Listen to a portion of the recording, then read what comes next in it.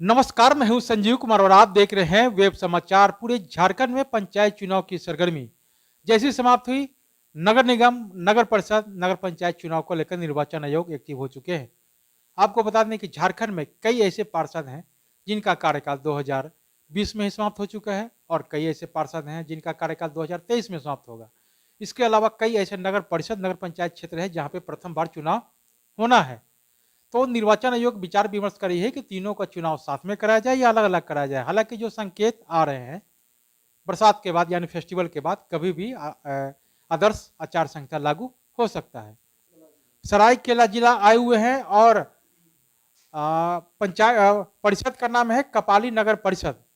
तो अभी हमसे जुड़े हैं वार्ड नंबर 3 के पार्षद हैं मजनू अंसारी जी। तो इनसे जानते हैं कि जनता ने जब इनको 5 वर्षों के लिए मौका दिया और इन 5 वर्षों में इनके द्वारा क्या कुछ अब तक डेवलपमेंट हुआ, विकास का काम हुआ और आगे की क्या रणनीति है, तमाम बिंदुओं पे इनसे बातचीत होगी। इसके अलावा कुछ पॉलिटिकल सवाल जवाब भी किया जाएगा।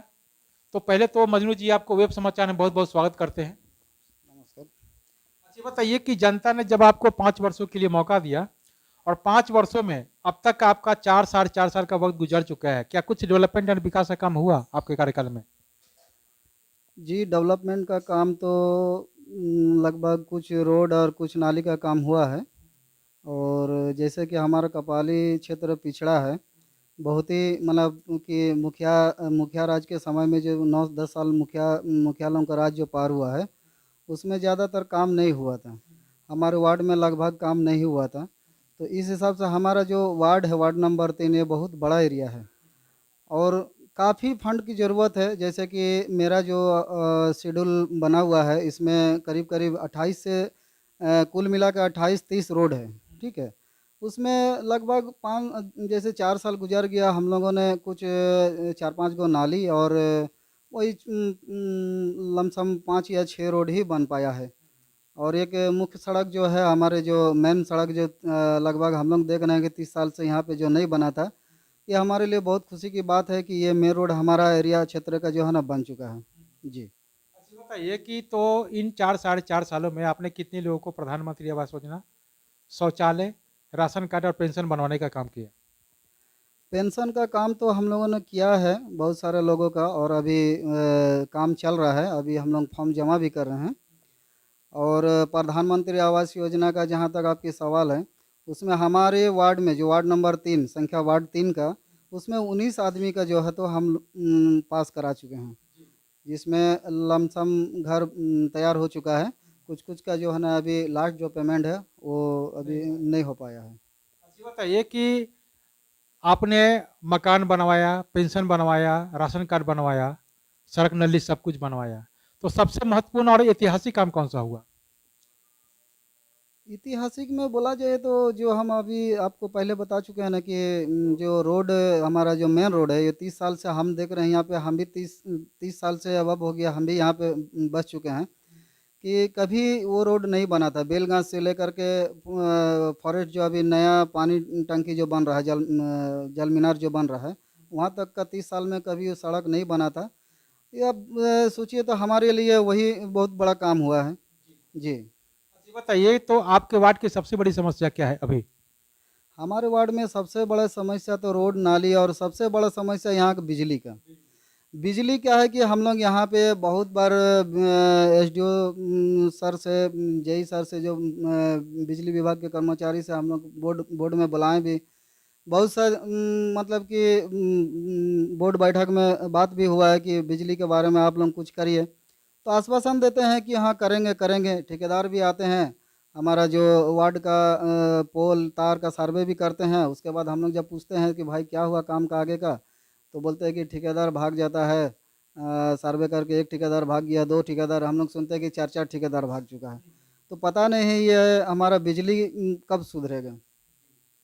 ये बताइए कि अगर जनता का प्यार स्नेह लगातार आपके ऊपर अगर बरकरार रहता है, तो आगे के बारे में क्या रणनीति है, क्या सोचे हैं? इस वार्ड को मॉडर्न ऐतिहासिक आदर्श बनाने के साथ साथ स्मार्ट वार्ड के रूप में कैसे डेवलप करेंगे? देखिए, कोई भी तो चाहता है कि हमारा वार्ड जो है ना एकदम सबसे बढ़िया टॉप, हर नाली हर गली बन जाए, यही सब आशा करता है। लेकिन क्या है कि जैसा हम आपको बताएं कि जितना बड़ा हमारा वार्ड है, जैसे 28-30 गो रोड है, उसमें से 4-5 साल में अगर हम 5 या 6 रोड बनाते हैं तो मान के चलिए कि 20% ही काम हो रहा है। तो 20% काम अगर होता है तो इससे तो हमारा वार्ड का कुछ नहीं हो सकता है। और अभी लमसम 1 साल से हम लोगों को अभी कोई पार्षद को अभी फंड नहीं मिला है। तो हम लोग क्या कर सकते हैं? अब नवंबर दिसंबर में जो आप लोगों का मीडिया के माध्यम से सुनने को आ रहा है कि नवंबर दिसंबर में हो सकता है चुनाव घोषणा हो सकता है।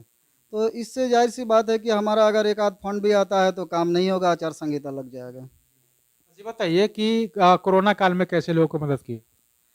कोरोना काल में जो तो सरकार के तरफ से अनाज भी बांटा गया था, जो हम लोगों को मिला था, तो उसमें हम लोग बांटे हैं गरीब को। और जो हम लोग देखिए हम लोग से जो भी हो सका हम लोग अपने तरफ से भी मदद किए हैं। जी। आपने कोरोना काल में लोगों को मदद किया, लेकिन राज्य सरकार ने होल्डिंग टैक्स बढ़ा दिया। कोरोना का प्रकोप अभी समाप्त भी नहीं हुआ है, क्या सही है?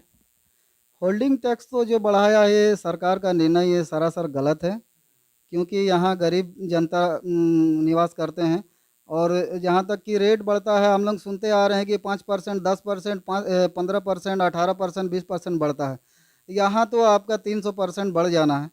ये तो किसी के बस की बात नहीं है। ये सरकार को फिर से इसमें पुनर्विचार करना चाहिए। ये बताइए कि जनता के प्रतिनिधि आप भी हैं, जनता के प्रतिनिधि एमपी एमएलए भी है, उन लोगों को हर तरह का सुविधा मिलता है और आप लोगों को केवल मानदेय मिलता है। तो केंद्र सरकार राज्य सरकार से क्या मांग करते हैं? क्या आप लोगों को पेंशन सुविधा नहीं चाहिए, स्वास्थ्य सुविधा नहीं चाहिए, महंगाई भत्ता नहीं चाहिए? जी, चाहता तो सभी है, लेकिन हमारा यही है कि पेंशन हम लोग को नहीं मिल रहा, तो हमारा मांग यही है कि सारे लोगों का पेंशन बंद होना चाहिए। विधायक का हो, चाहे सांसद का हो, चाहे जो भी नेता हो, ये सारे जो है ना ये पेंशन बंद कर देना चाहिए, ताकि पेंशन का पैसा एक बार 5 साल के लिए इलेक्शन लड़ता है, ज़िंदगी भर तक पेंशन लेता है। इससे हमारा राज्य या हमारा भारत हमारा देश का जो है ना इससे नुकसान होता है। ये पैसा जो तो बहुत ज़्यादा खर्च होता है सरकार के लिए। बहुत विकास का काम होगा, बहुत डेवलपमेंट का काम होगा। अच्छा, आप लोगों का कार्यकाल 23 में समाप्त होगा, लेकिन निर्वाचन आयोग सोच रही है कि नवंबर दिसंबर में चुनाव करा लें। देखिए हम लोग तो चाहते हैं कि जो 5 साल का कार्यकाल है पूरा होने के बाद ही चुनाव हो तो बेहतर है। और बाकी सरकार का निर्णय है, अगर ऐसा करते हैं तो हम लोग विरोध करेंगे इसकी। जी। ये बताइए 1932 खतियान को लेकर क्या सोचते हैं? हेमंत सरकार ने इसे कैबिनेट में से पारित कर दिया गया, क्या ये सही है या विचार करना चाहिए? 1932 का खतियान मेरा हिसाब से देखिए, जिसका 1932 से पहले का खतियान या 32 का है उन लोगों के लिए तो बढ़िया है।